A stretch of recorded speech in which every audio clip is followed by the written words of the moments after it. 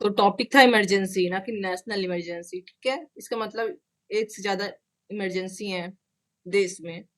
तो Indian constitution का emergency part पढ़ेंगे हम लोग। और नोट्स हो चुका है हिंदी वाला, तो इंग्लिश वाला शॉर्ट में देखते हैं।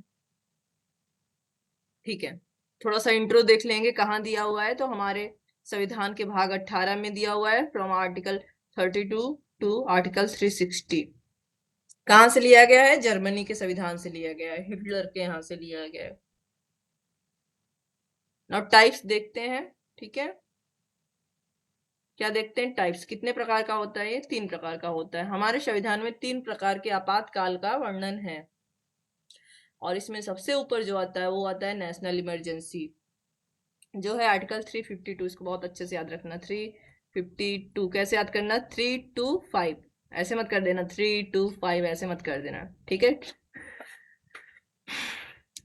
किसको शक्ति देता है? ये हमारे देश के राष्ट्रपति को शक्ति देता है डिक्लेयर करने की, घोषणा करने की, फॉर इमरजेंसी। कहीं भी लगाई जा सकती है, जैसे हमारा देश है, बहुत बड़ा सा देश है। ठीक है, थोड़ा सा ऐसे ही समझ लो।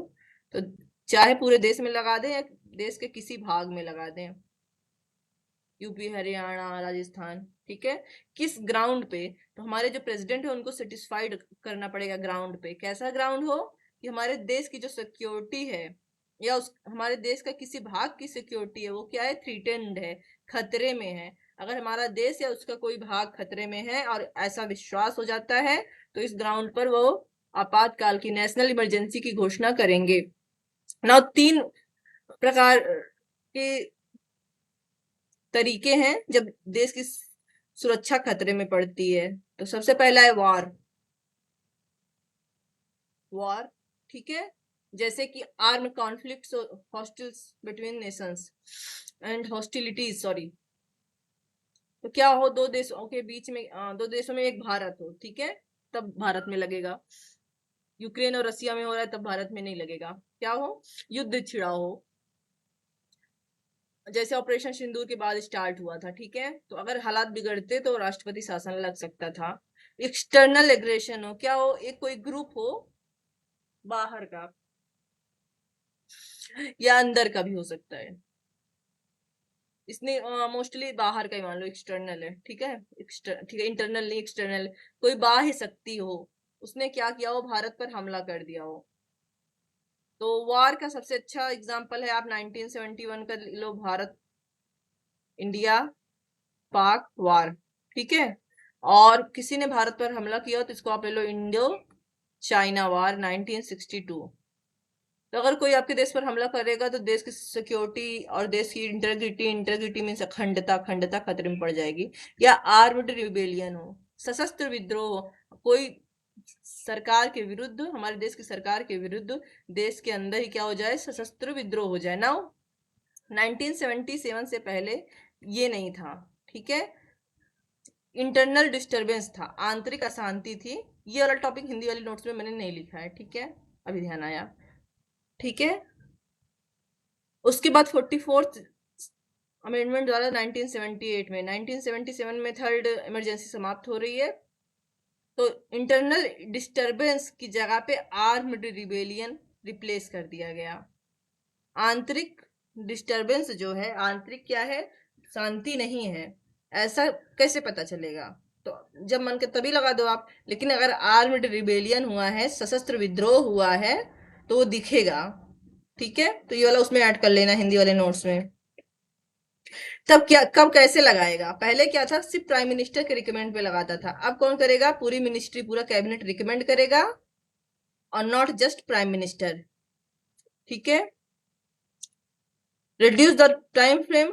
पहले क्या था कि पार्लियामेंट 2 महीने के अंतर्गत उसको क्या करता था? अप्रूवल देता था ऐसी घोषणा को। अब उस पार्लियामेंट को 1 महीने के अंदर घोषणा देना पड़ेगा। याद रखना, ये नेशनल इमरजेंसी का है। इसका एलिमेंट क्या है? तो सिर्फ, पहला लिख लो, सिर्फ राष्ट्रपति ऐसी घोषणा कर सकता है। दूसरा, कैबिनेट को ऐसा विश्वास हो कि ऐसी कोई खतरा विद्यमान है, तो वो क्या करेगा? Written recommendation of cabinet to president. वो राष्ट्रपति से क्या करेगा? रिटर्न रिकमेंडेशन भेजेगा। कि आप क्या करो, आपातकाल नेशनल इमरजेंसी लगाओ। उसके बाद अगर राष्ट्रपति को लगता है कि हाँ ऐसी स्थिति विद्यमान है तो वो नेशनल इमरजेंसी लगाएगा। ठीक है, दोनों हाउस के द्वारा क्या करना चाहिए, एक मंथ के अंदर क्या होना चाहिए, इसको अनुमोदन होना चाहिए। इन केस लोकसभा का सेशन नहीं चल रहा है, क्योंकि राज्यसभा का कभी वो विखंडन नहीं होता है, हर 2 साल पे 1/3 का इलेक्शन होता रहता है, बट लोकसभा का विखंडन हो गया, सेशन नहीं चल रहा है। ठीक है, तो जिस दिन लोकसभा सेशन में आएगी उससे 30 दिन के अंदर हमें लोकसभा से क्या लेना पड़ेगा, अनुमोदन। लेकिन राज्यसभा से अनुमोदन हमें तुरंत लेना पड़ेगा, तुरंत 1 महीने के अंदर, जिस दिन हमने घोषणा की। और लोकसभा से जब वो सेशन में आएगा तब। टाइम कितना होता है आपातकाल का, एक बार में 6 महीने आप आपातकाल लगा सकते हो। आप जितनी बार चाहे हो उतनी बार इसको बढ़ा सकते हो, लेकिन आपको हर 6 महीने पर पार्लियामेंट से मंजूरी लेनी पड़ेगी। मान लो कि किसी मंथ में पार्लियामेंट ने मंजूरी नहीं दी, मजदूरी नहीं, सॉरी, मंजूरी नहीं दी, ठीक है, परमिशन नहीं दिया, तो उसी मंथ आपातकाल समाप्त हो जाएगा। ठीक है ना, इसका जुडिशियल रिव्यू किया जा सकता है क्या, तो 44th अमेंडमेंट द्वारा। उसके बाद मिनर्वा मिल्स में यूनियन ऑफ इंडिया द्वारा कहा गया, सुप्रीम कोर्ट द्वारा कहा गया कि हाँ, क्या कहते हैं, नेशनल इमरजेंसी क्या है, अंडर जुडिशियल रिव्यू है। और किस आधार पे होगा, the judicial review can examine whether the president's satisfaction is based on valid grounds or not. राष्ट्रपति ने जो आपातकाल लगाया है उसका जो ग्राउंड था सेटिस्फेक्शन का, वो वैलिड था कि नहीं। ठीक है, बट पहले ये क्या था, पहले ये जुडिशियल रिव्यू में नहीं आता था। कब वापस लिया जा सकता है, तो अगर प्रेसिडेंट को लगता है कि आपातकाल की स्थिति विद्यमान नहीं है तो वापस ले लेगा। ठीक है, इसके लिए भी उसे घोषणा करनी पड़ेगी, बिल्कुल वैसे ही जैसे उसने आपातकाल की थी। ठीक है, उसे जब लगता है कि इमरजेंसी के लिए जो ग्राउंड्स हैं अब एग्जिस्ट नहीं करते। इसका इफेक्ट क्या होगा, आर्टिकल 19 नॉट अलाउड। आर्टिकल 19 में क्या है, व्यापार का, बात करने का, संघ बनाने का, इत्यादि इत्यादि इत्यादि। फॉर एग्जाम्पल आर्टिकल 19(1)(a) में 1 में है सारे अधिकार, और आर्टिकल 19(2) से 6 तक में हमें दिया हुआ है वो ग्राउंड जहां पर आर्टिकल 19(1) प्रभावित होगा। उसमें से एक राष्ट्र की एकता और अखंडता भी है ना, तो आपातकाल हो रहा है। आर्टिकल 20 और 21 प्रभावित नहीं होगा। तो इसको एडीएम जबलपुर बनाम शिवकांत शुक्ला 1976, शुक्ला जी वाले केस में कोर्ट ने कहा था नहीं, आप आर्टिकल 21 प्रभावित हो सकता है। ठीक है, लेकिन बाद में कोर्ट को लगा नहीं, से जनता की, सिटीजन के, सभी के जीवन के अधिकार पर असर पड़ रहा है, तो अपने बाद के केसेस में उन्होंने, कोर्ट ने खुद ही इसको समाप्त कर दिया, ओवर रूल्ड कर दिया। ठीक है, अभी तक देश में 3 बार नेशनल इमरजेंसी लगी है। नाउ कितनी बार ऊपर हम लोगों ने ऑलरेडी देखा हुआ है, तो इसको ले लो, इंडो चाइना वार पहला, दूसरा इंडो पाक वार, और तीसरा इंटरनल डिस्टर्बेंस पे लगा था, जिसको बाद में हटा दिया गया। ठीक है, और क्या हो गया, सशस्त्र विद्रोह हो गया, इंदिरा गांधी जी के टाइम पे 1978 में चेंज हो गया ये। ठीक है,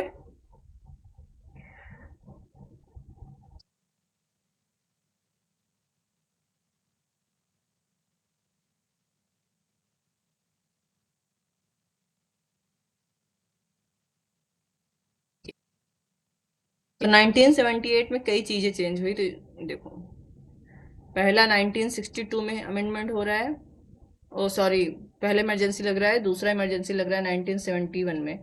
तो इसको आप बाह्य आक्रमण से ले सकते हो, क्योंकि चाइना ने आक्रमण किया है। ठीक है, युद्ध में इसको ले सकते हो, पाकिस्तान के साथ युद्ध चल रहा था। और 1977 में जो समाप्त हुआ था वो था इंटरनल डिस्टरबेंस से, ये वाला हटा के सशस्त्र विद्रोह हो गया है। तो ना, इसको देखो, तीसरे वाले के ठीक बाद एक आया ये अमेंडमेंट, 1978 अमेंडमेंट नंबर 448, इसको ऐसे याद कर सकते हो आप। ठीक, तो 448, इसमें सबसे पहले तो इंटरनल डिस्टरबेंस को हटा दिया गया और उसको रिप्लेस किया गया किससे, सॉरी, सशस्त्र विद्रोह से। ठीक है, आर्म रिबेलियन से। और उसके बाद 2 मंथ वाला हटा के पार्लियामेंट से जो मिलना था अनुमोदन, उसको 1 मंथ कर दिया गया। और थर्ड सबसे अच्छा हो गया कि अब सिर्फ प्राइम मिनिस्टर के रिक्वेस्ट पे ही राष्ट्रपति आपातकाल नहीं लगाएगा, बल्कि कैबिनेट की लिखित रिक्वेस्ट पे। ठीक है, ओके, और अगला है राज्य आपातकाल।